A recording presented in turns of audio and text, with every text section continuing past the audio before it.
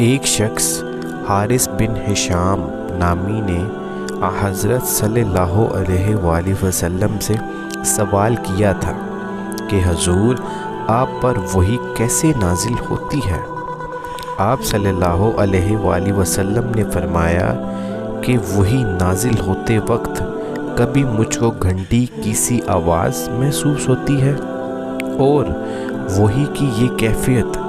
مجھ پر بہت شاق گزرتی ہے۔ جب یہ کیفیت ختم ہوتی ہے تو میرے دل و دماغ پر اس فرشتے کے ذریعے نازل شدہ وحی محفوظ ہو جاتی ہے، اور کسی وقت ایسا ہوتا ہے کہ فرشتہ بشکل انسان میرے پاس آتا ہے اور مجھ سے کلام کرتا ہے، بس میں اس کا کہا ہوا یاد رکھ لیتا ہوں۔ حضرت عائشہ رضی اللہ عنہا کا بیان ہے کہ میں نے سخت کڑاکے کی سردی میں حضرت صلی اللہ علیہ وآلہ وسلم کو دیکھا ہے کہ آپ صلی اللہ علیہ وآلہ وسلم پر وحی نازل ہوئی،